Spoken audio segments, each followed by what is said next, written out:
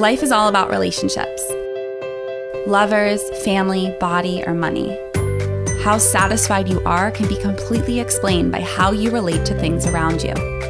This is Sophie Jaffe, and together with my husband, Dr. Adi Jaffe, we are here to explore and teach you how to maximize your relationships and achieve a happier life. Let's get ignited.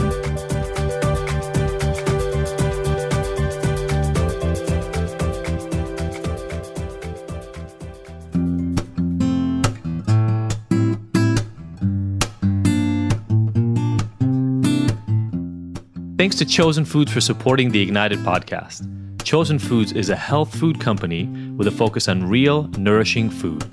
They offer a variety of healthy fats, plant-based proteins, and ancient superfoods. You know, I love that. I love Chosen Foods because of their 100% pure coconut oil spray.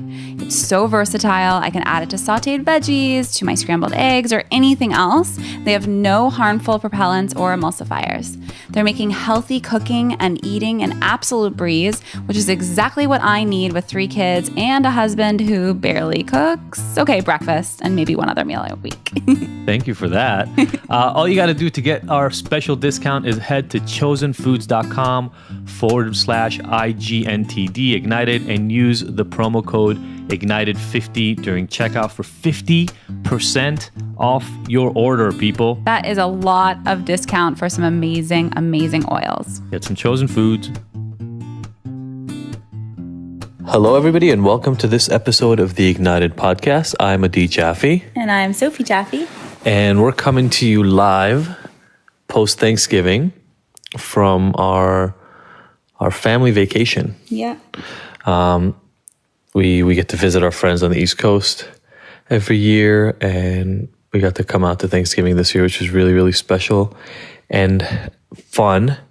And we hope everybody had a good holiday themselves. This will come out the week after that, but really, really nice to be able to relax and get our families together.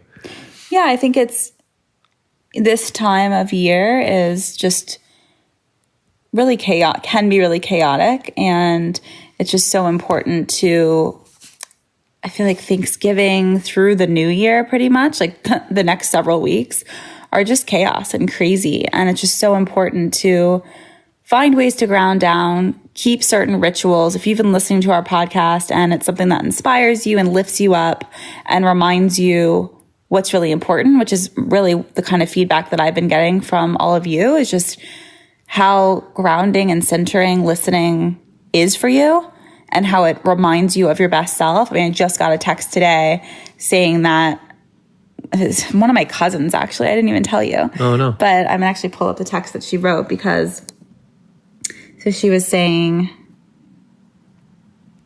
I need to tell you a few things, blah, blah, blah. And then she says, I've been going through a very tough time recently, and Ignited has saved me. It's incredible. You guys are incredible. I hope you know that every day, especially the Our Story episode. It's so amazingly healing to hear someone else's story. Thank you. And then she just went on, and it's just I get that every single day from you guys, whether it's via DM or you commenting on something or sending me an email or sending a D1. My point here is A, thank you so much, and B, there are certain things that ground you and bring you back to your truth when things get hectic.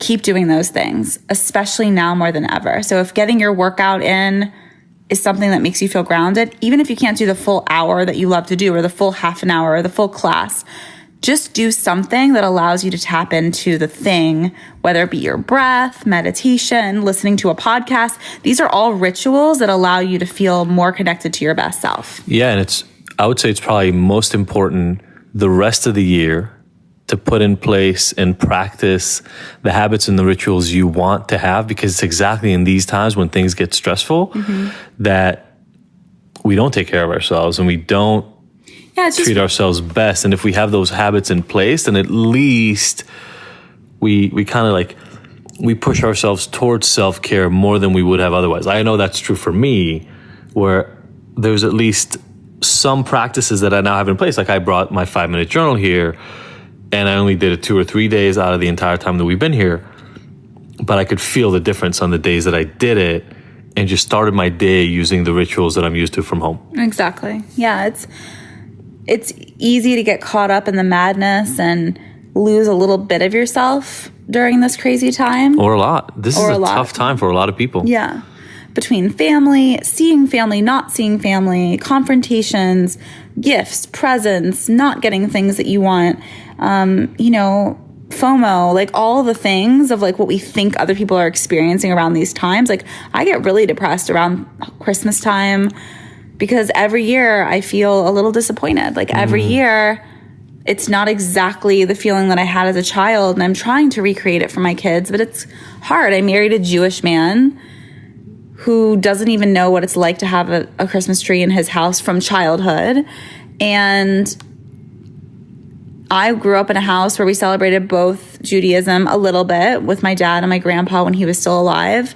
We'd light the menorah, things like that. And then with my mom, we always had a Christmas tree, and she made it a really special time. And so I'm kind of just grasping every year, trying to figure out how to make it my own. And I spent so many, especially when babies were little, so many Christmases super depressed because we didn't really honor Christmas because I didn't know how to stand up for what was important to me. And I needed to ask myself those difficult things. And we've actually had therapy sessions about this because it really made me feel lost and alone on a day that's supposed to be the opposite. Yeah. God, I wish this was all playing for everybody at the same time, because I'm going to ask you, even if you're driving right now or you're walking around in public or you're in the parking lot of your job, or wherever it is that you're listening to this right now, raise your hand if the holidays bring up awkward for you. I mean, it's there for everybody. Whether there's that person in your family that you know you're going to see, you're going to have to talk to, and your relationship is just off, or you're going to see people you haven't seen in a really long time, and that's going to be awkward because they're going to be asking you questions in ways you don't like. Or as Sophie talked about, the rituals from your childhood that you're either sick of or you wish were expressed more in your current life. There's so much intensity from right before Thanksgiving till after the new year right now. It's like this month and a half that I know, especially in what I do, a year after year, I know people are going to fall off. People are going to have some really depressing, anxiety-provoked times right now. And again, to your point earlier, so important to have those other rituals in place, to have things that ground you, have things that make you feel okay, have things that connect you, so that even in these times, you feel better than you would have otherwise. And at least from my experience up to now and all the people we've talked to, because I keep collecting little tidbits of ways to do that for myself as we interview people, and they're great. And I don't know if you do too, but the guest we have today, Kimberly Johnson, like she talks about having gone through essentially trauma herself, and then Kimberly went through childbirth and realized what was missing on the other side for her. She decided to make it a mission, and I feel like so many of us don't have the rituals in place. We don't take care of ourselves until something really, really bad happens, and then you realize you have to do it. And I feel like this is one of those seasons that happens to a lot of people. And hopefully, I mean, you mentioned it. I talked to a woman today. You saw that around how much people crave just the transparency that, if you can ground into that somehow this season and make sure that you get enough of it, I can essentially guarantee that your holiday is going to go better. And I don't want to do a review today because I feel like you already gave us one of those, and that's really something that we get every day, and we love it when we get from you guys. So do me a favor and just screenshot this as you listen, as you hear Magamama's share and conversation with us, and really let us know what resonated with you, what messaging resonated with you, and maybe, tag Sophie, tag me, tag Ignited so that we see it, but also maybe tag a friend. I would definitely send this or tag someone that needs to hear it, like a mom-to-be, or maybe more important, maybe even, is the support system surrounding that mom-to-be. So if it's like your best friend from childhood and she's having her first baby, send it to her husband, send it to her partner, send it to her parents. Like, this is an episode that is almost more important for the support system. So maybe you do send it directly to that friend and then she sends it to her support system. But regardless, this is something that I wish I would have had to give to my husband before we had the baby, because I kept trying to express what I needed and this idea I was trying to create, and I just couldn't describe it and help him understand. I tried to the best of my ability, but it just didn't translate. So yeah, this is just one of those episodes. Yeah. I mean, it's deep. Again, I keep being exposed to more and more ways of looking at the world and dealing with what I guess a lot of people out there, just like I used to, just take as standard fare for the way life unfolds. Like this whole idea of fourth trimester, and I never gave it a second thought. Right, for 40 years of my life, never really thought about what happens after childbirth for the person who just gave birth. And I think why would you? Because culturally, it's not a thing. Yeah, that's what I'm saying. Is I feel like as we keep having guests, I keep being exposed to more and more viewpoints, more and more perspectives on life, more and more ways of seeing things. And that's the biggest gift of the whole thing. I think that's what you guys keep telling us in the messages you send us, is that it's really what you get out of it is a view into other people's way of seeing the world, so that you can now expand your own understanding. Yep. And really quickly, back to that little topic we had about the holidays, I'd say self-care, rituals, and also having boundaries. So having really clear boundaries within yourself of how you want something to play out, certain relationships in your life that challenge you, just be sure to have a boundary surrounding whatever it is. If there's a certain topic you don't want to go into, like your great uncle is like super right wing and you always argue with him, or maybe someone else always talks about religion and it makes it super uncomfortable, or maybe it's just being around a certain someone that just drives you crazy and pushes your buttons. Just create a boundary within yourself. Make sure you show up to that party a little late. Make sure you have somewhere you need to be so that you can peace out a little early. Practice what you're going to say. Yeah, talk about it out loud with like a certain topic, like how you're going to excuse yourself from whatever it is. Like just be prepared. And those boundaries made me personally on Thanksgiving feel a lot safer in certain circumstances. And now I feel really happy and content after expressing those boundaries. And that was such a gift to myself and to those people involved. That's great advice. I think a lot of people go in assuming there's nothing they can do to change the situation. You have a lot more power in it probably than you believe.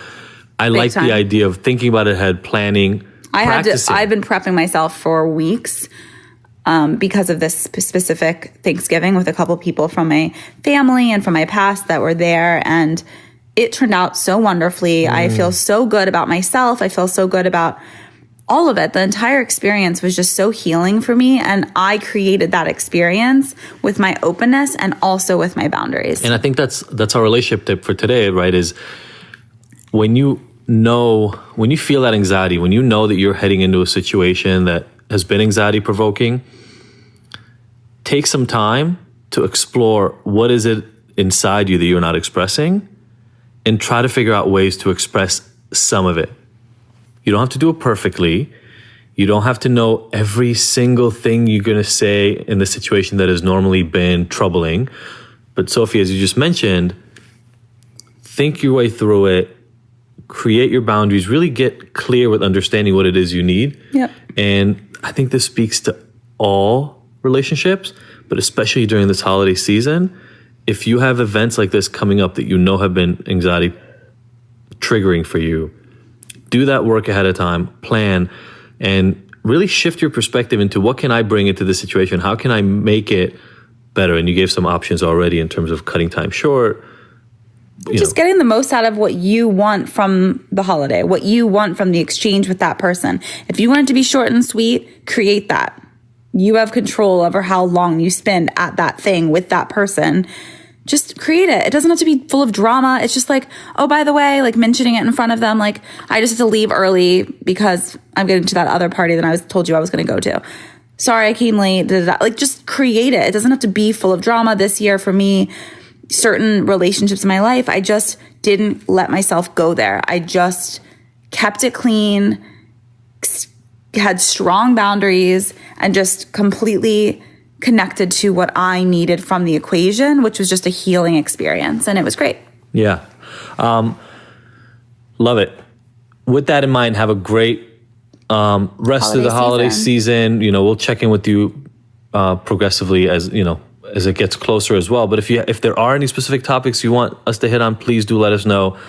Check out this episode. It's pretty deep. And we've got a giveaway we're announcing. So we're going to give away 5 free relationship intro courses. Yep. It's pretty cool. Yeah. So for 5 separate relationships, you and your partner are going to receive a free relationship course from us if you win. And how you enter.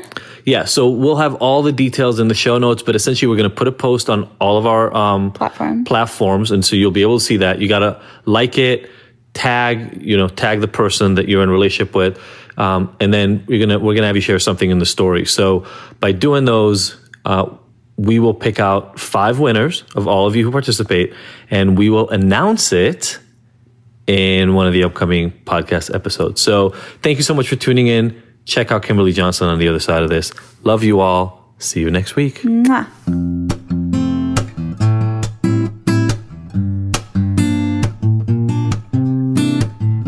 This episode of the Ignited podcast is brought to you by Philosophy Superfoods.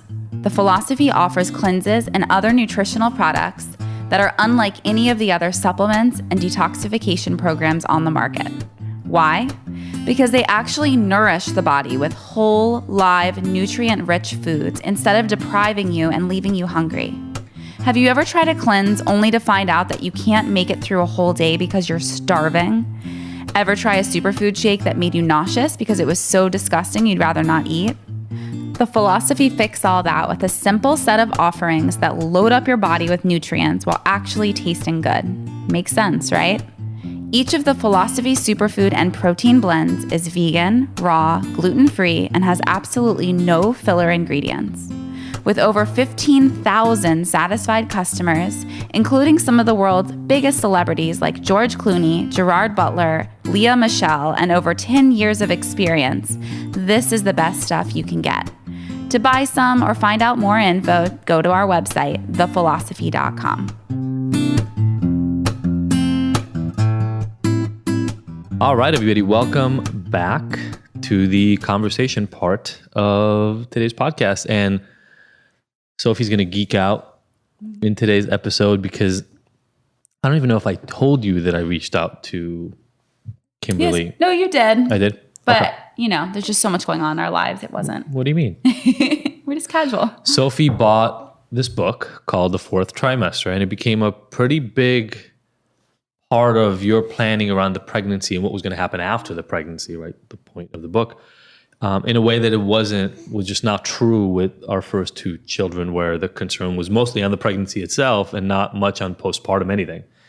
And so it became a really big conversation. You had a postpartum doula that we brought in, and all this really great stuff, really a lot of it based on what you read in the book. And I was on Instagram. I don't even remember how I think I literally just looked up the book, found you, Kimberly, and I just sent a DM. Everything happens through the DM and Instagram nowadays. Thank goodness for it. And we made contact. You sent me the email address, and this was one of those. It's not often. Like maybe when we started the podcast a year ago or so, we were like out trying to get guests. Now a lot of people reach out to us trying to get booked on. But this was one where I was like, I want to get Kimberly to come on. Yeah, didn't we have to cancel one of these? Yeah. Yeah, we were so bummed. Not that one. Yeah, I think you were out of town or something. Like it was. Yeah, there was something no way last minute. Yeah. But now it happened. Yeah, you're and here. We're here. And Welcome. Thank you. I don't even know, because I know just through the conversation and following you online and seeing this stuff. But I want to hear from you how this idea came about, what path you took, what you do now, how should our people know you? That's it. We only have an hour though, right? Yeah. So I mean, we have like 3 hours. You have a hard out. Okay. Okay. Well, I, like most women, knew how to prepare for birth. I knew what a doula was since I was a teenager. I knew I wanted to have a home birth. I never considered having a doctor at my birth. And I felt pretty prepared for birth. I swam in the ocean every day. I lived in Brazil. I had a great midwife. I felt like I could rely on my body. I was in good shape. I'd been a yoga teacher for, at least 10 years before this. I was a body worker, so I knew a lot about my pelvic floor. I knew about connective tissue. And I set myself up. I moved from an island to Rio de Janeiro to have a baby so that I could have the midwife I wanted. And just like most women, I just made a lot of plans, financial arrangements. I had to rent an apartment, keeping in mind I was going to birth in it. So that's kind of a unique situation where you're like, okay, it's not just renting a place. You're like, can I actually have a baby in this place? And then I had baby. And then my baby was born at 42 weeks and 5 days. My mom had come from the US at 40 weeks. So she'd already been there for almost 3 weeks, and she could only stay 7 more days because that was a full month. And then my daughter's father's mom came for 7 days. And then I was just on my own. And I had a birth injury, so my pelvic floor tore, and I didn't recover well from that because of the stitching that was used, the material. My body rejected the material, but I didn't know that at the time. And so I didn't really know what was wrong. And I was like, okay, my back's hurting all the time, and I'm incontinent, and like, this doesn't seem normal. And I would, even after a few days, I was like, Mom, I don't think I'm normal. And she's like, yeah, I don't think this is normal either. Then I would call the midwives, and they'd be like, everything's fine. They would come over and like give me a bowl of strawberries. And I was like, do you want to check me out? Or like, because I don't think everything's fine. And so over the past 10 years, I basically, from that point on, I was like, this is crazy what I'm going through. Yeah. This is outside of anything I thought was possible. No idea that like this was a possible outcome of having a baby. I was 32. It wasn't like, there's no extenuating circumstances. And I couldn't get help. And when I started Googling, if I would Google alternative postpartum care or holistic care, all that came up was postpartum depression, like 500,000, 1 million, postpartum depression is real. And at that moment, I just had a powerful insight that if anyone had gone through what I was going through, which wasn't even that extreme. I mean, I wasn't in a hospital. I wasn't anesthetized. I had the birth I wanted to have. Everyone would be depressed because I was alone all the time. I didn't have the food that I needed. I was in a new relationship. And I was just completely in the dark, literally. I had no idea that that period of life was anything special. So a lot of times when I get into the material in the book, a lot of women feel remorse and they're like, God, I didn't know that and everything. And I'm like, neither did I. That's why I wrote the book, because I had no freaking idea. If someone asked me what my postpartum plan was, I would say a sling in my breasts. That was the extent of it. And maybe laying in bed.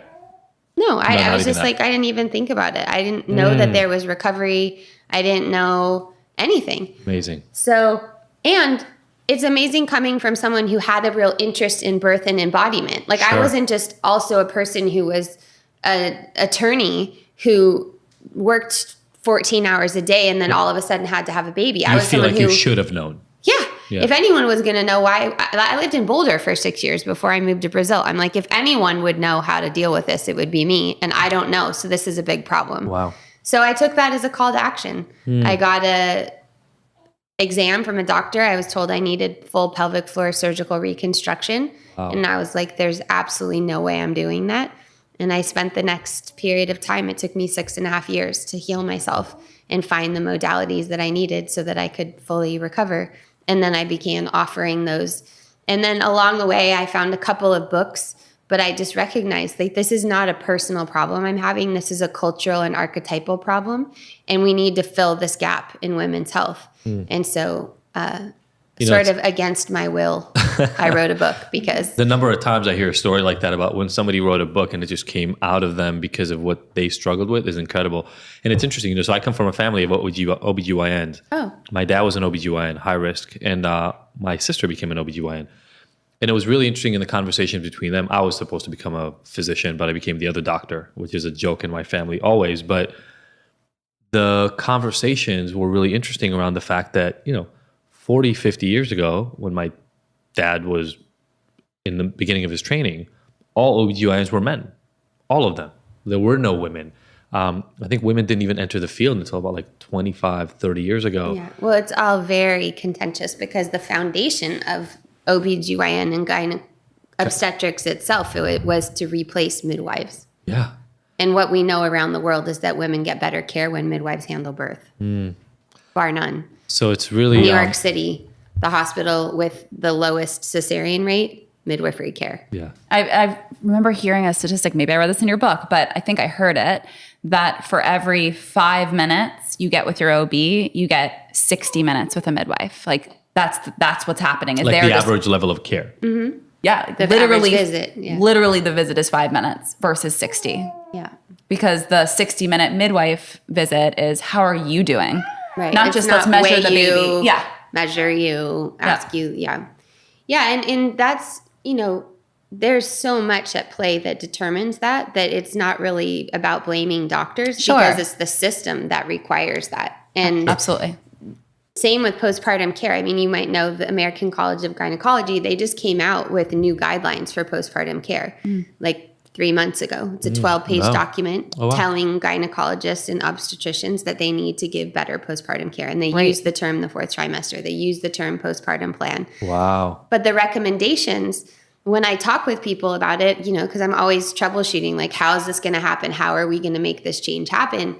The doctors aren't the care providers. They need appropriate referrals. But in order for them to make appropriate referrals, they need data. And we don't do studies in our country about things like vaginal steaming or homeopathics. Like, that's not where funding goes, because funding is dictated by Big Pharma, and Big Pharma is funding a lot of doctors.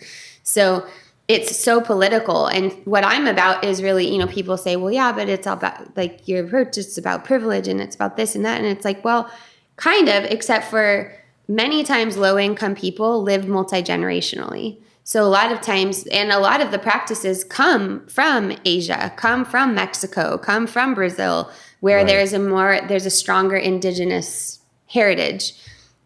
Additionally, we have to even acknowledge that this period of time is important. And it's women who are going to make that change, just like what we're seeing happening in every sphere of politics right now. Women have to demand the care. We can't, the OBGYNs, they don't know how, like, something that is standard postpartum care. And honestly, a lot of midwives don't either. Doctors don't know about biomechanics, even orthopeds. It's not their specialty. So women's pelvic floor should be evaluated postpartum. That's part of postpartum care. How are the muscles? Like, what is the quality of the tissue? Is there neural connection to the engagement? How is the overall tonicity?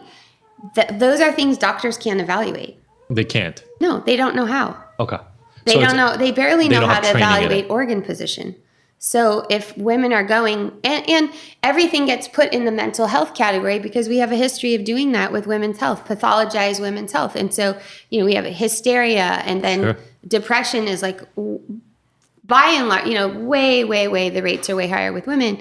So when it comes to postpartum, it's much easier to be like, here's a 7-question checklist, and you just ask your client this checklist. And if you read it, anybody who's premenstrual or has a new baby is basically going to say yes, because it's like, do you sometimes, it's of course you're having ups and downs. Your body has a 300% progesterone drop. You just delivered a placenta.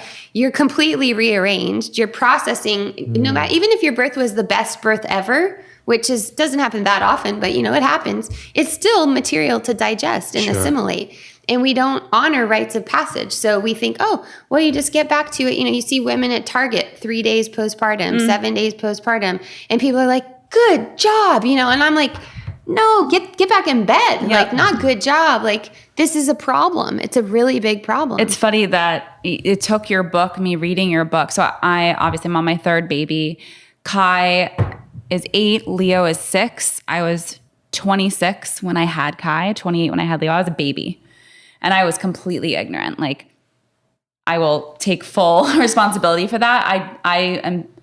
I just did not look in the corners and do my investigations. I had a doula for my first. But even if you did, you wouldn't have found anything. I wouldn't have, but little things like I had an emergency C-section.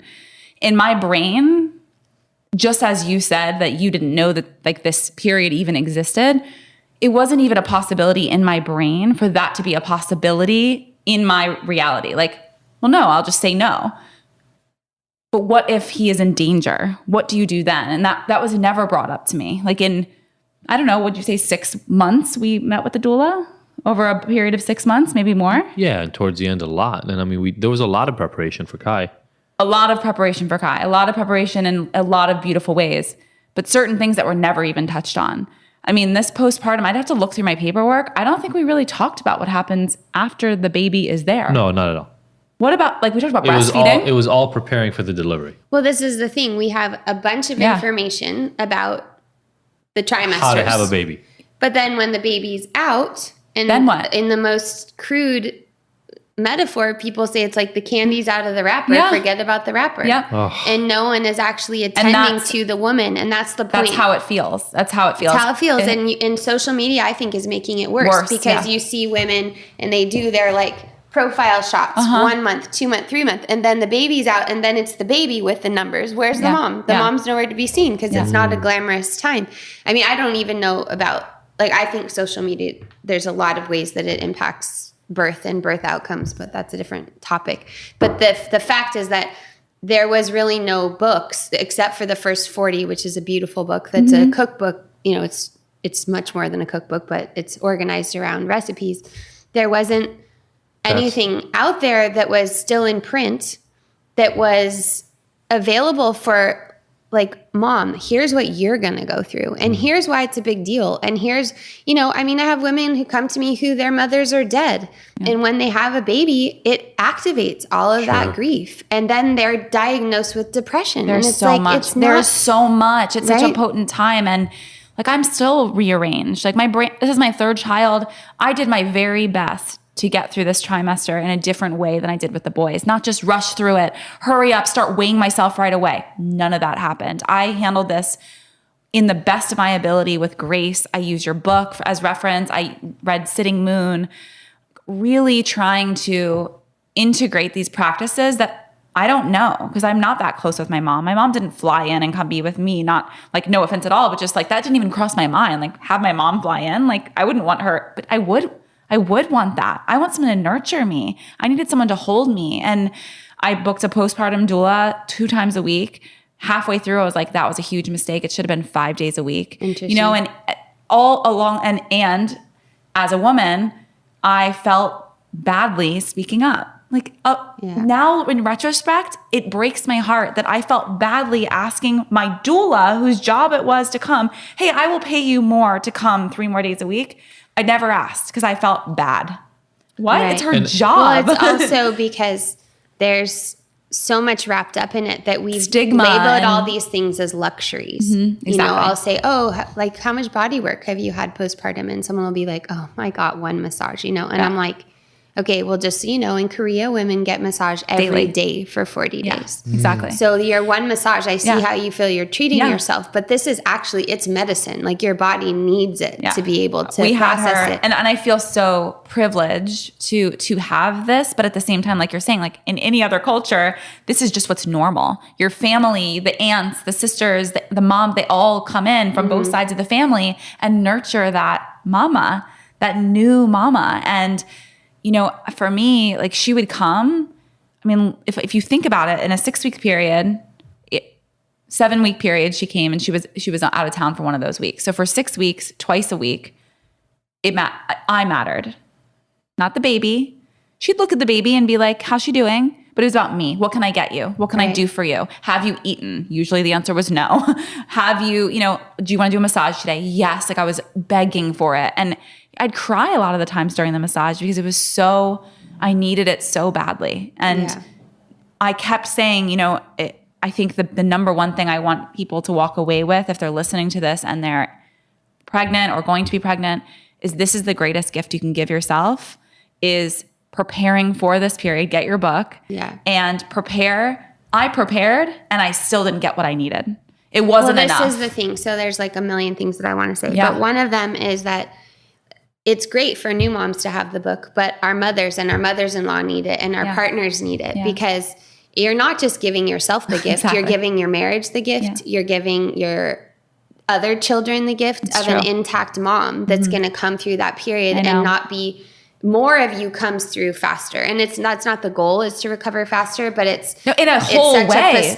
A potentiated time. And people are like, oh, there's so much that happens that women are not getting. And I don't know if you have male listeners or partners that listen. But for sure. Yeah, we do. Like, I mean, 30% of listeners are male. So cool. Yeah. I mean, to me, if because the elephant in the room is that men are afraid they're going to lose intimacy. They lose attention and they lose intimacy with the baby, right? Because the baby shows up, you're saying? Yeah. Yeah. Like, men are afraid they're not going to have sex again because that's what married people say to single people. It's like, once the baby comes, good luck. Yeah. You'll have sex again in a year. Yeah. Like, when you're not exhausted exactly. and whatever. You're not going to sleep for the next year. All this fear. But if you, because a lot of women say to me, well, I'm going to have to ask my husband about this and da-da-da, and I don't know if we can afford it. But people afford all kinds of things. And if, like, at this period of time, it's not about men taking care of women. It's about women taking care of other women. And this is one of the ways that we are mistaken in how we view gender, that, like, gender doesn't matter. Because at this period of time, the non-birthing person, if it's a same-sex couple or whatever, that person, their job is to create the conditions for a woman to be cared for. It's not to do all the care themselves. It's not realistic. And it's also not how we're made. Like, mothers need to be mothered at this time. And the mothering is the same. What we don't understand is that what a new mom needs is exactly what the baby needs. Yeah. Swaddling. Yep. Continual food source. Eye contact. Loving touch. It's the same thing. Yeah, I'm 4.5 months in. And it the all. other day, it's exactly what I said. Like I said, I was on a panel. They're like, well, if you had all the time in the world today to go do something that was so luxurious, and I was like, I would go to the Korean spa, book all the treatments because all I want is to be held. All I want is to be nurtured. And I'm 4.5 months in. Not saying that there's a race here, but I am not healed. Like I want to talk about that too, because some people assume that if they have more babies, it should happen faster. Like, I should just know how to do this already. Like, I've done this before. And also, this will be quick. Generally, the births are a little easier. Not always. This but, one wasn't. Mine wasn't. This was not, yeah. So it's not always, but, sometimes. Totally. But that's the assumption. But actually, every birth, and this includes miscarriages, it includes abortions, because those are postpartum experiences. When people call me and they say, well, what should I do about an abortion? You should sit the month. Yeah. You should do your vagina steaming every single day. You should eat recovering foods. You should make sure you get a your full body completion. just went through a trauma, and so did your heart, and so did your mind. It is energetically, it's the same thing. So if someone had a fertility journey and they had a couple of miscarriages, and then in their earlier life they had abortions, and then they go on to have 2 kids, you're in your like 7th or 8th postpartum period. And what does that mean? That means your ligaments are more lax.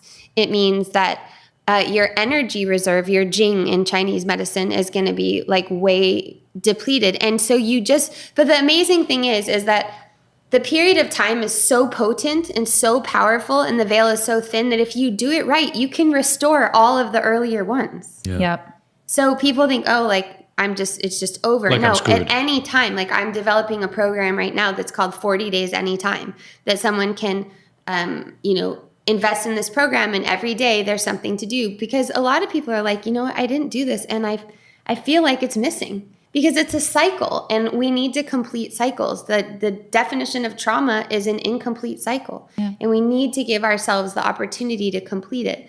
So that's one way to do it, to just be like, okay, I'm going to take these 40 days, and it's going to be about this restoration, and it's going to be about completing this birth experience and transitioning into a new space. It's so important. And we're seeing the outcome of not doing it. Women have a ton of autoimmune disorders, 1 in 12 Hashimoto's postpartum, so much birth trauma. It's fibroids. I mean, I've never seen so many people with endometriosis and fibroids. Part of it is phytoestrogens in our environment and toxicity, but part of it is also all this unmetabolized experience that has no home. Get an abortion Friday, go to work Monday. Exactly. We went through the other 2 pregnancies, and Sophie had, essentially no postpartum care for the first 2. Absolutely not. It's my mom doesn't live locally. My stepmom didn't birth children. She has no idea what I need, and nor should she. And I never asked her. I'm kicking myself. But if anything, it actually kind of went. Even the rest that you were told to get, you were kind of like, how quickly can I get up? So with the first 2, with Kai, you were told literally, I think, not to get out of bed for like 2 weeks or something. Oh, it's C-section. And within 3 days, she's climbing upstairs. She's like trying to work out again. We're all going like, what? Hold on. They said weeks. How would I know? But that's also trauma. Yeah. So you had an emergency C-section, and you were probably still on painkillers. Oh, no, I stopped them only because that's how I am. But I was in so much pain. And shock, yeah. just shock, just But so when complete people are in unawareness shock, of what she was they going need through. other people to do that. Like we can't like. No, I had no idea what Have to you do. ever gotten your wisdom teeth out? A week out of getting my wisdom teeth out, I was like, I thought I was normal. And then like another week, I was like, I was not normal last week. Or when you have But a car accident, when like you're if you have a right. bad car accident, you sit there like a deer in headlights going, I don't know, how do I walk? What do I That's open the the thing. door? You It's to don't know how that to level. function. And Right. so what I was going to say is I could tell the difference this time when you had the doula. Maybe it was only twice a week, but you looked forward to those times and they nourished you and they I They ached. filled you. For it. And, you know, one time I remember she came and was giving me a massage, and it was such limited. If you look at the like grand scheme, we had like 12 sessions together. It's so sad. Like we had 12 sessions because I ended it early because we went to Israel. One of the weeks she was traveling, I had her twice a week. It's nothing. And one of those sessions, a D booked work during the same time, and he works from home, and his assistant couldn't really, it was trying, like he gave the baby to the assistant. It's like, this is my time. And I just remember being up there. I heard the baby crying the entire massage, and I was like, I can't do this. I can't be here and there. So I went and got the baby, breastfed her on the table, and I'm sobbing. Just like, no one's taking care of me. I can't even get taken care of when I've paid someone. I paid someone to come take care of me for this 3-hour period, which will probably be more like an hour and a half because I'll just hurry up and get back to work and tell her I'm fine. I can't even get the care that I've now paid for and scheduled out. And I'm so spent and I don't know what to do. And I don't know how else to say it. And now, like again, in retrospect, why didn't I just give this? You read this book, Adi. You read this book, Mom and Dad. You read that. Why didn't I just do that? Didn't occur to me. But I hope that someone listening to this gifts this to everyone in their family, and they're like, I need you. And I think the gift about the book, which is one of the reasons I wrote it, is that our parents didn't get good care. Mm-hmm. The lineage has been broken. Unless you're, and let's just say white Americans, but most people who birthed in this country did not get postpartum care. So our parents were used to being like, well, I did it. So what's your fucking problem? Right. Yeah. Like, why do you need so much help, you prima donna? Yeah, my mom had me as a home birth, and I'm regretting, like, she would have probably been one of the best people to have here. Like, energetically, if we could have put our past stuff aside, it could have even healed us, you know? Exactly. And that's one of the gifts of the book, is that not only is it a third piece of information, so you don't have to like try to educate someone, you could just be like, read it, and this is how I'm trying to do stuff. Because our parents know that we do things differently. Right. Our parents aren't dumb, you know? Well, It's my mom is always like, well, is it okay if I feed her this? Because she knows I eat differently. Right. But people have read the book and said, I moved home with my parents for a month. That's and so I beautiful. never would have done that. Right. And like, that's really the gift of a new It's a gift. generation, is And the healing of the past generation. Exactly. And I feel so strongly in America, where this is like the only country where you can hate your parents. I don't know. Can you hate your parents in Israel? I don't think so. No, absolutely not. Yeah. You can't hate your parents in Brazil. Such a good point. And it would be ridiculous. Like, you don't even hear people like kvetching about their parents in No. Brazil, because it would just be considered so disrespectful. Here, it's like a pastime. Yeah. And so I feel that that's something that needs to be healed. I mean, do I care about postpartum? Yes. But like, my daughter's 11. I'm way out of that time of my life. But the thing I care most about is it is a cultural interject. Everything we need in postpartum is what our culture needs right now. In general. More rest. Yeah. Slower living and eating and cooking. Attention to relational dynamics. Yeah. Loving touch. Yeah. How much in our society would get fixed just by one or two of those things being implemented in our relationships with other people, period. Exactly. And knowing, like you've mentioned so many times, and everyone says it, and I feel the same way even now, is like, asking for help is just such a hard thing to do. And it's our conditioning as women of our generation to believe that we can do everything men can do. We can do it better. We don't need any help, and we're stronger for not needing it. And we're really suffering so much from that. And to find these experiences, I mean, I have somebody who works for me, and I pay her every single month, and I find myself being like, oh, I shouldn't do that. And I'm like, wait, she works for me. Like, it's not a favor. It's her job. Constantly.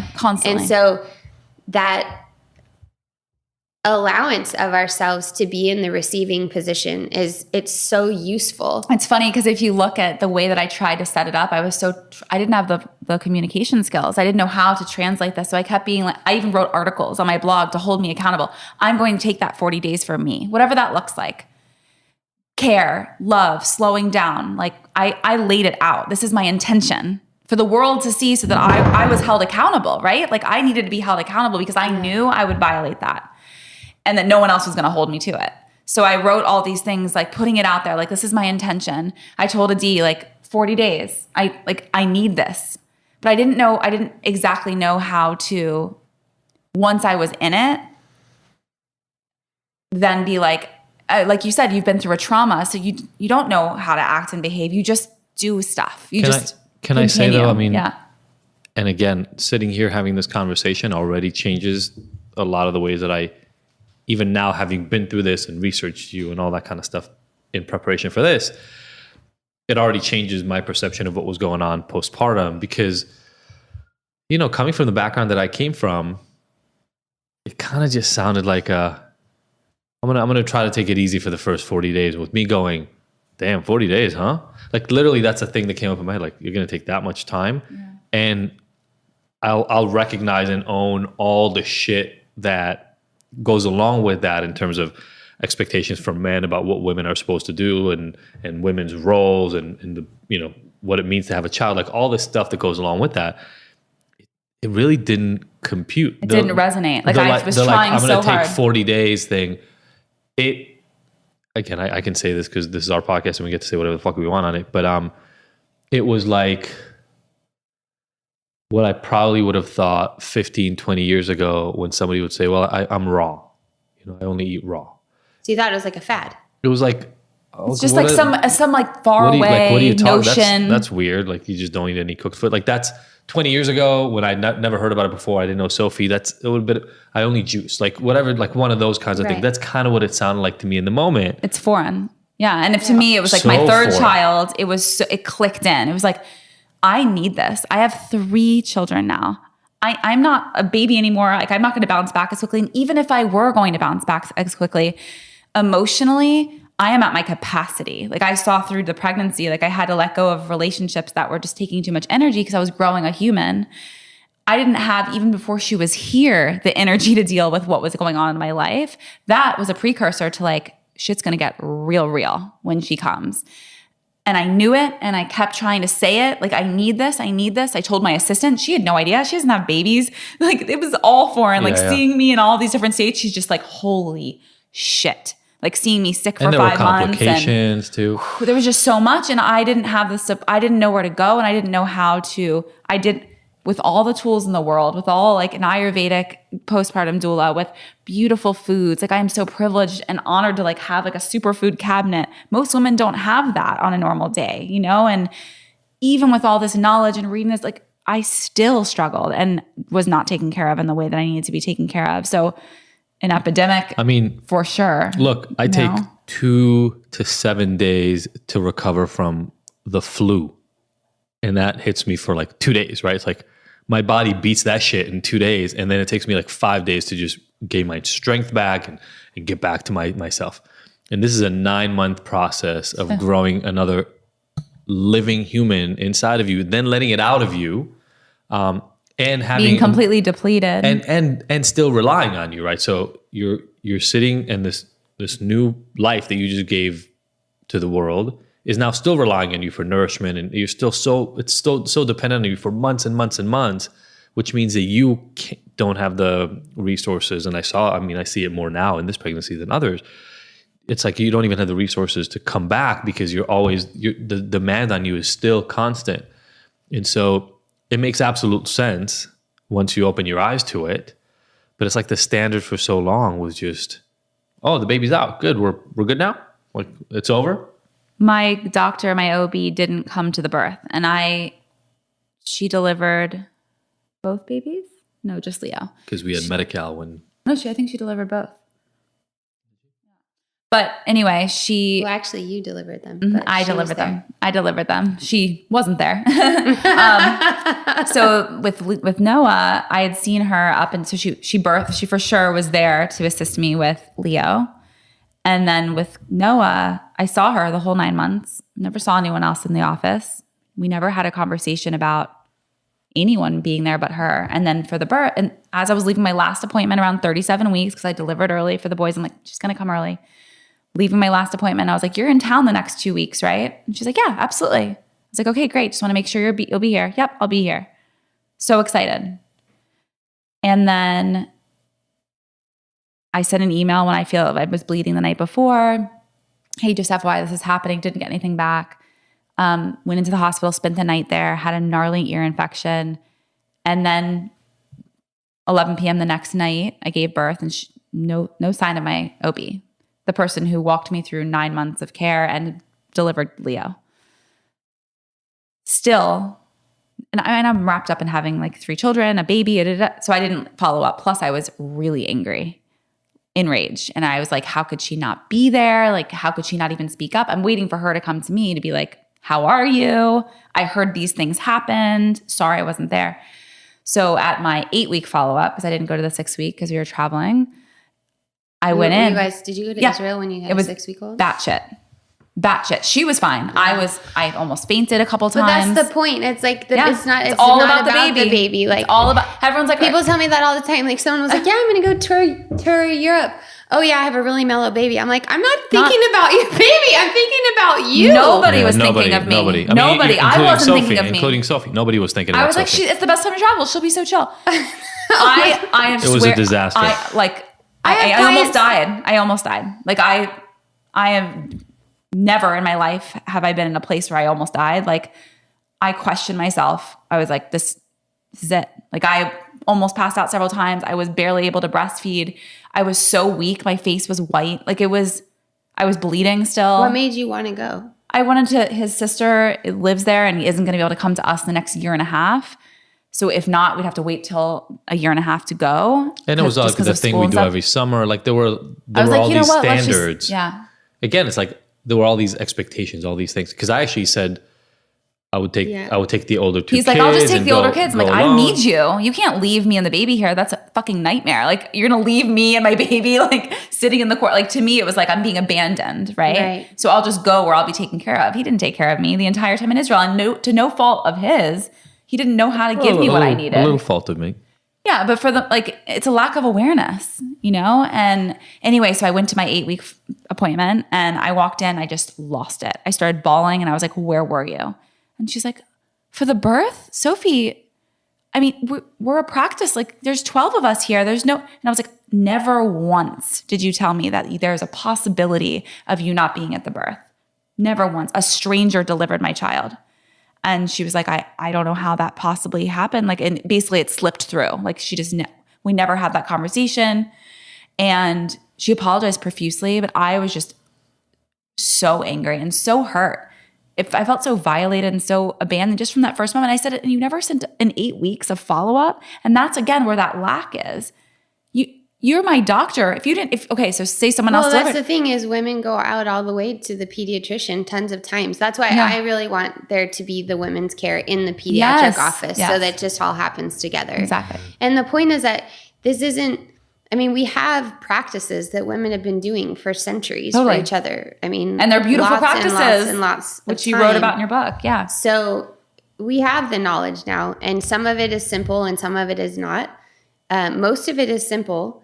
But it sounds like from what you're saying is like you just really needed presence. I wanted her to just say, I needed presence. All I wanted was a phone call. You've been my doctor for 9 months and now the baby's here and you haven't seen me because you didn't even deliver the baby. If you did, regardless, call me, ask me how I'm doing, or at least send an email. Nothing. Again, right, it's this idea that, well, you had the baby.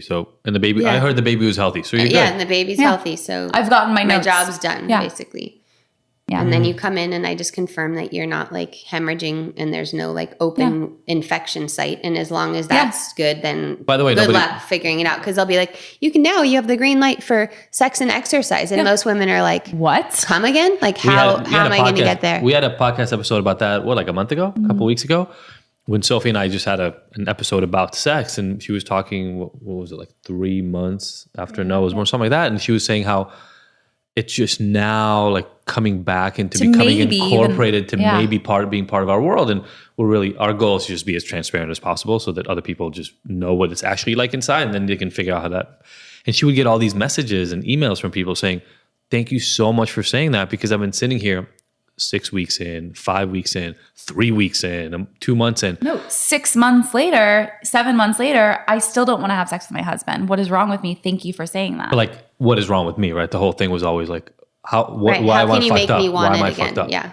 And the thing is, I mean, there's a whole lot of that about that in my book. And that is its own whole podcast, because what women want before they have babies and what they want after is totally different. And kind of what you're saying also in the fact that like a 40-day of rest seems kind of like faddish or something, is also that the centering of female experience would just be so strange. Like, why would a woman be the center of this for 40 days? Because postpartum sex is about female pleasure.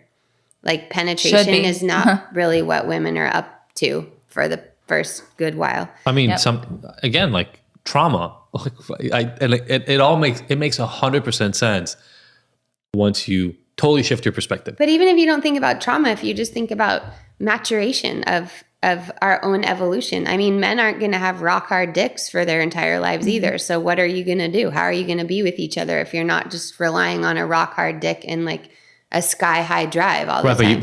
But you know the answer men came up with: Viagra. Right. I mean, like the answer meant, so again, like forcing their bodies into something unnatural. From the point of view, and this is why I'm saying, like, for me, a lot of this is about totally changing the perspective. And the solution to what you just came up with, and a lot of men test this on a daily basis, is you take a pill that dilates your penis so that you can get hard way past when you normally would have, like, be able to produce that on your own. And so, or adjusting the other things that would allow you to, because if we had optimal health, then that wouldn't be an issue. But it's because of all the other reasons. But that sort of logic, the how do I fix the immediate problem, is the same logic we apply to the woman. Like, wait, you're not hemorrhaging? You're good? Cool. Right. Then we're all fine. Right. It's all about playing the long game. And that's a hard sell in our culture because we're about immediate 100%. Results. Yeah, absolutely. But it is, and you can't see, I mean, women can feel if their uterus is falling down usually, but sometimes they don't notice until 20 years later. And then they're like, whoa, why is my cervix so low? And it's like, well, because you didn't sit down after you had 3 kids and your ligaments are overstretched. And over time, this is what happens. Like, it's not normal to be incontinent at any stage of life, but it's just like, oh, let's just design some new underwear you can wear. Right. And then you won't notice. Quick fix. Yeah. It's not about, okay, let's tune in here. Our bodies actually are pretty intelligent, and let's see what we could do but we have to make adjustments. You know, the reason why don't we do it? Because we don't want to let go. We don't want to let go of control. We don't want to let go of our status in our job. There's like so much that we feel like we might lose if we stop. I think the best gift, and I've already been outspoken about this, and I'm going to say it again right here.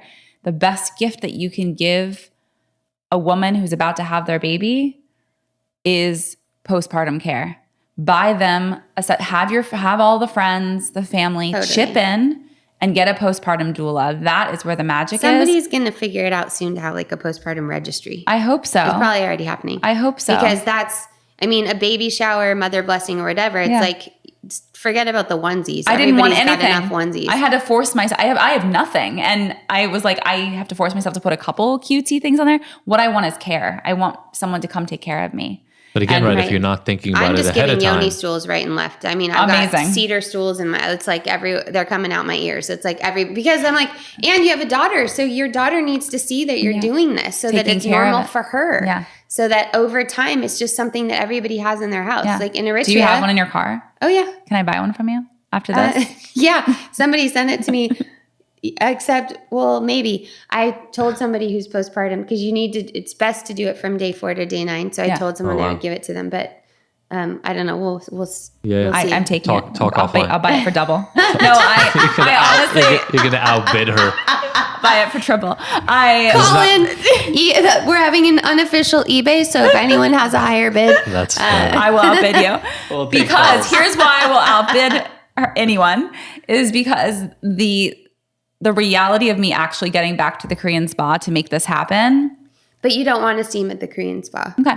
Let's back up a little bit. Okay. Because most of our listeners have no idea what we're talking about. Yeah, Okay. well, can we include it? I mean, if we can't walk out of this episode with some actionable tips, there are women listening right now who are pregnant, Okay. guaranteed. And So the women who are pregnant, number one, have their partner listen to the episode or one of the episodes on my podcast. I have a couple men on my podcast, which is Magamama, talking about their wives in postpartum. okay, Because I think men listen to men more than they listen to women. And realizing from where they are what their wives needed and how that affected their relationship. Read the book, get a yoni steam chair. all right. So now back to Sophie's point. What the Vagina hell are we steaming. talking about? Everybody needs a steam chair.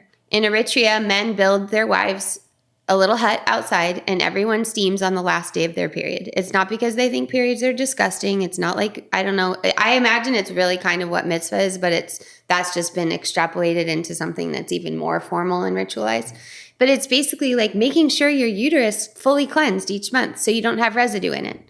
And residue is what creates cramps and what creates phlegm and what creates Infection. bacteria and what creates bacteria. And so we have a technology, we can call it technology, steam with herbs, Hot water, right? hot water Okay. in a pot that you sit over that has herbs in it, that we can treat almost everything. Fibroids fall out into the steam. And it's not like you just go get steam and you just do it. Like you need the right herbs for the right thing. You need to know the reason I said don't go to the Korean spa. The Korean spas are great, love them. But usually they use mugwort and you steam for a really long time. So like for someone like me, I've had outbreaks after them. It's too much heat. So you need to work with someone, a vaginal steam practitioner who can customize what you're doing. But after a while, like I just know what I need and I know when I need to steam. I can just feel it. Because it changes based on each woman's body's balance of What they're treating. Okay. If you're just doing it for general health, anyone who has a menstrual cycle or even who doesn't, because you can use it for moisturizing, there's emollient herbs. You would, if you don't have a cycle anymore, you would steam, and you have a vulva, you would steam on the new moon. If you do have a cycle, you steam on the last day. And you steam if you're really trying to clean stuff up. If your period starts and it's not bright red right away, you steam that initial tarry, black, gummy stuff out because that's all residue. So you steam at the end. Nobody knows that.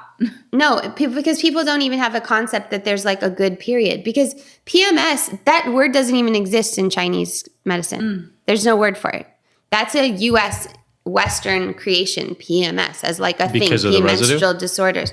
Because we don't treat the whole thing. We don't play the long game. In Chinese medicine, you eat special food, just like you eat special food postpartum. If you're bleeding, if you're Mexican, your grandmother's not going to let you go to the beach or go swimming when you have your period. They're going to be like, lay down. What are you doing? They're going to tie something around your hips to support the ligamental structure and support organ placement, especially if you've had kids. You wouldn't go and do African dance without something tied around your hips because it would be like, and they're not delicate about it. It's like, girl, your uterus is going to fall out. So go tie your faja on right now. It's just known. Like there's special care practices. If we cared, like when we do this, your daughter, my daughter, she's 11. She is going to start out this way. And I'm not going to force her to go to school every day. She has like the first day she has her period. If she's in pain, like she's going to rest because that's what she should be doing. And then if she rests, then it won't be hugely symptomatic. But we don't do that. And then what happens? Then we get sick and we have to do something afterwards as a repair because we don't actually just honor the cycle and how it works. And people think, oh, that's so like, they think all the cultures that do respect it are sexist and think that periods are gross. It's like you can't go in a Hindu temple if you have your menstrual cycle. No, it's because you're known that your energetics are so powerful that you need to be protected. You need to protect yourself. And so the steaming is just like, you can go to steamychick.com. She's the world's leading expert on vagina steaming. So Also, can I just say she was at the Korean spa for my first ever, I had no idea. Amazing. I went right after having Noah. She was in the room with us and I had no idea. And she's like, hey, you can go to my website. So like mellow about it and was just educating us all about it. But it was so cool. Yeah, she's amazing. Just by coincidence? Just by coincidence. Yeah. She was just Oh, in the that's room. And it's such a beautiful Very practice because auspicious. other women are to do it together. in there together. We're all chatting and Yeah. it was really beautiful and connected. But I think this again needs to become more mainstream and information about it because it's definitely It is like, Gwyneth wrote about it, but then there's backlash because then people are like, the vagina is already very dark and moist, so I wouldn't want to make it more moist. Oh, and God. it's like, no. And plus, all the people who comment on it, they're like, and you might burn yourself. I'm like, well, just don't burn yourself. yeah, just like cooking. Yeah. Lift your butt cheek and let some of the steam out. I think you can work that out. Yeah. But it will help. We're doing, Kelly and I are funding a study. I'm going to go to see her in a couple of weeks and we're going to crowdfund it. Cool. So we're doing a study to basically prove that if someone steams from day 4 to day 9 every single day postpartum, that it will change their organ placement. It will change cervical closure. It will change so many things about their postpartum experience. Amazing. Because there will be someone delivering that practice as well. So Even the attention and the care they get around that specific treatment will also impact and it. the education and just it's a meditative practice. It's just, that's what I say. Like people say, well, how do I get back to sex postpartum? It's like, well, start with steaming because it's gentle and it feels good. And if you're feeling nervous about how it's going to feel, it's like do something that feels good first and get in touch with. A lot of people are avoiding sex because they're incontinent, but they don't even know that because they haven't even had enough time to breathe or think about themselves because they're too busy Taking care of the baby. Yeah. And trying to heal. Figure out breastfeeding, take care of the other kids, get back to work because they've got 12 days of maternity How leave. could you even expect to? Yeah. So, but I think vaginal steaming is, it's such a low, it's like $100 for a steam chair, $100 to $250 depending on what kind you get. And $500 if I buy it from you tonight. and some people can steam just steam.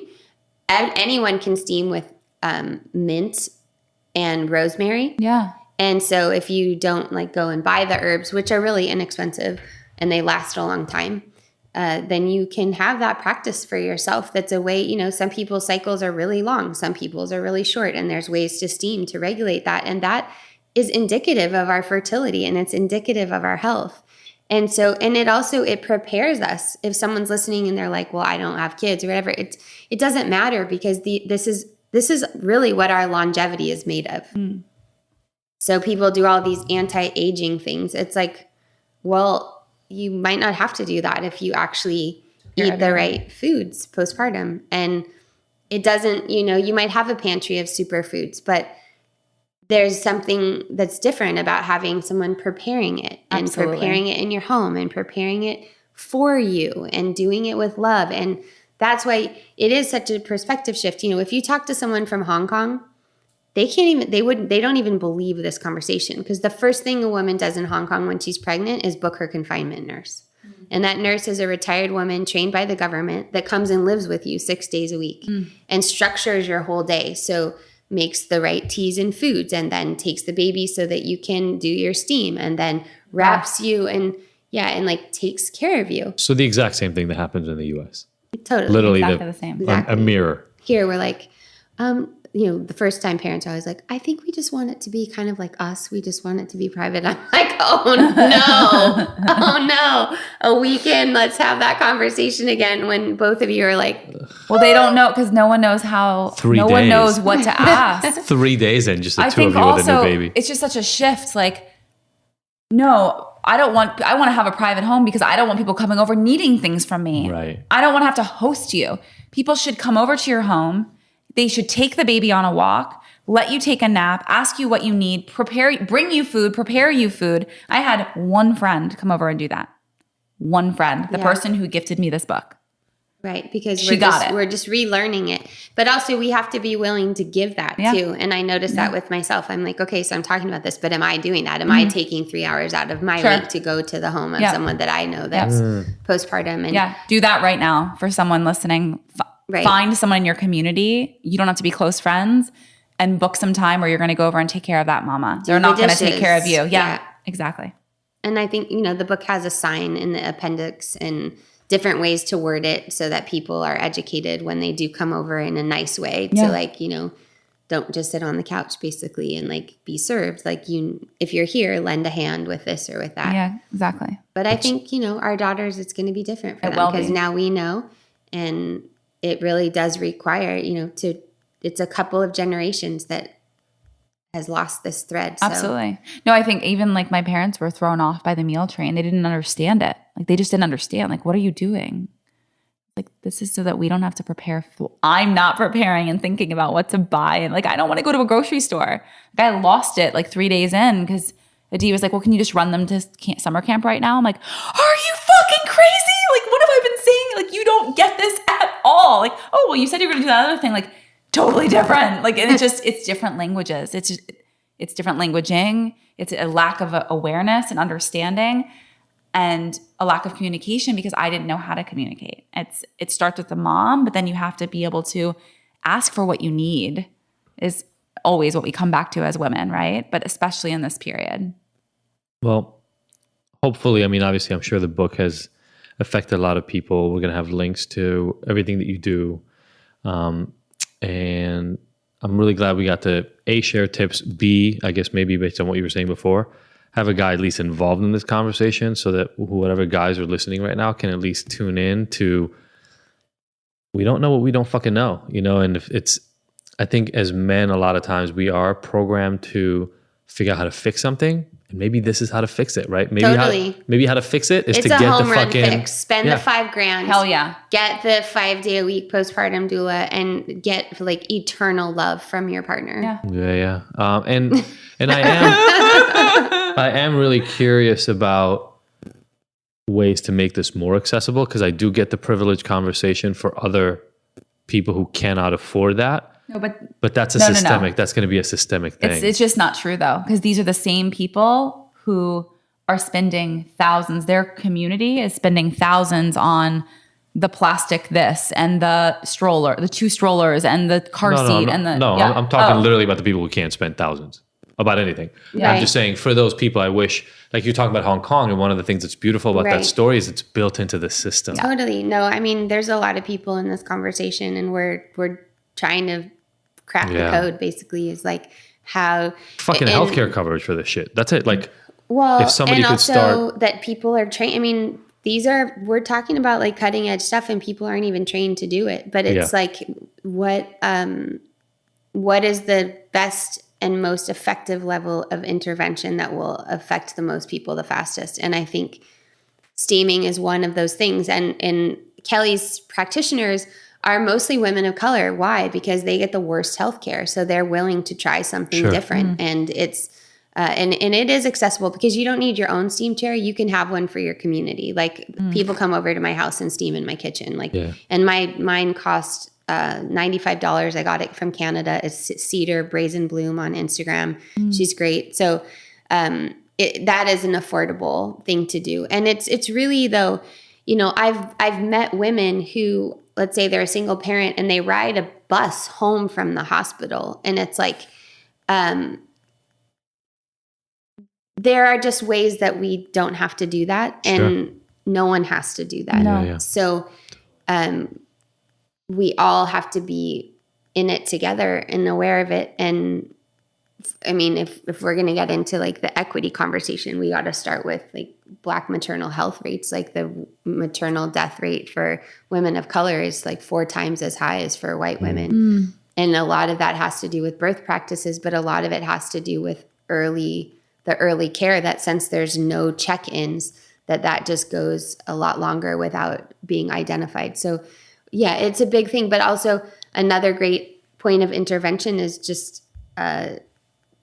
family leave, right? Like if you have to go back to work at 5 or 6 weeks, of course you can't relax because the whole time you're just going, how am I possibly going to do this? How am I going to leave this baby? And is this baby going to be okay in daycare? And there's this woman, do I even want to do this anymore? I forgot her name, but there was a woman, I wish I could remember this. She just wrote an article at high-level executive at one of the top corporate, like a Google, or who just wrote an article about, going back to work after 4 weeks, I think, and how that was one of the biggest mistakes she made as a mother. It's nice to hear that because there's a lot on the other side. Like Sheryl Sandberg told everyone she went back to work 2 days postpartum. But then she talked about like there's special parking places at Google and there's a daycare and there's all this stuff. But it's like we just have to stop glamorizing that. And corporations are kind of coming around a little bit faster than like public schooling in some ways to really realize that it's a long-term investment in their employees. Exactly. Absolutely. And Just like in women just relationships. basically,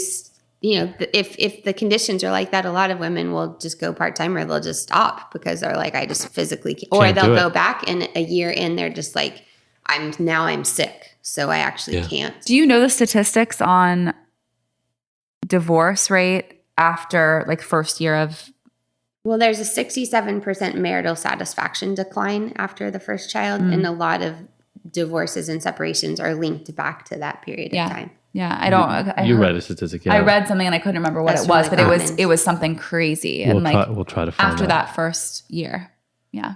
Okay, obviously we can keep this going forever. Yeah, no, she has to go. And you have to Release go. her. And I think our kids need to come back from eating dinner. Sometimes it is also about the kids. Thank you so much for showing up. There are 5 questions we ask everybody who shows up on the Okay. podcast. And so we're going to put you on the hot seat here for a minute. What is the best advice that you've ever received? Prioritize joy. I like that. Do you remember who told you that? Or My where you friend got who lives around the corner. Oh, yay. It's always amazing. You're like the 3rd podcast guest who comes by here and says, I literally know somebody who lives 2 doors down from me. It's really crazy.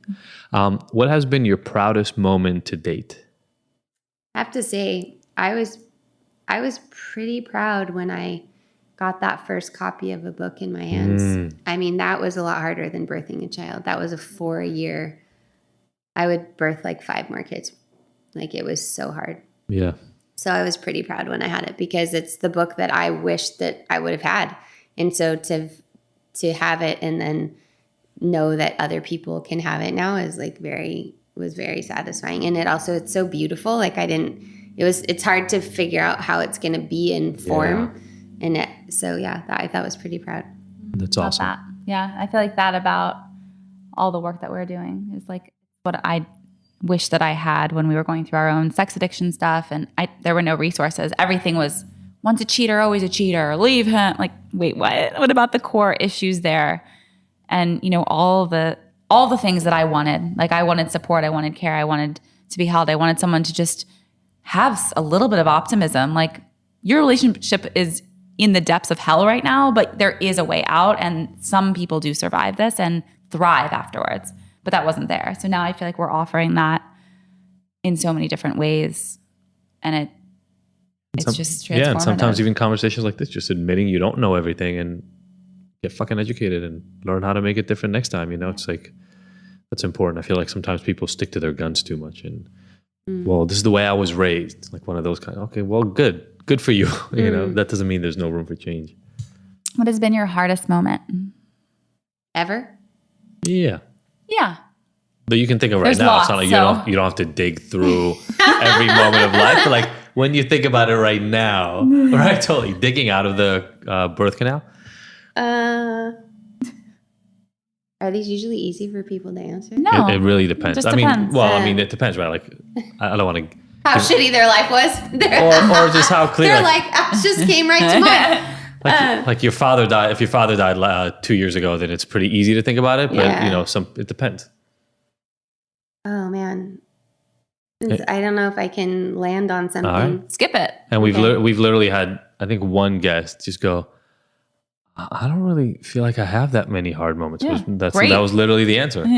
What about self-care? What's like, I mean, I kind of now kind of know what I think it would be, but self-care ritual, like on a daily basis, or, I mean, the yoni steaming like sounds like it's such a ritual for you. I really love to sleep I'm a sleeper. and I get a lot of sleep. Good.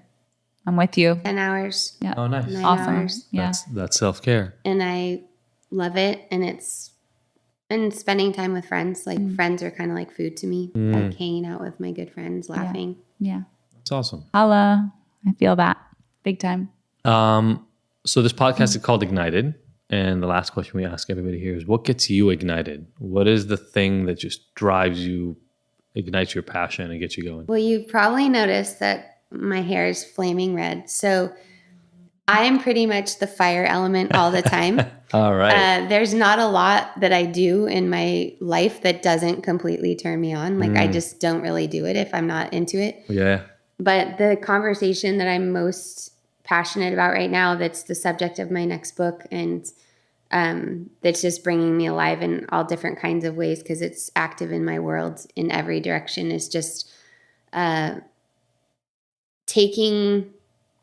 helping everyone understand that we're living in a world where people can't hold multiple perspectives.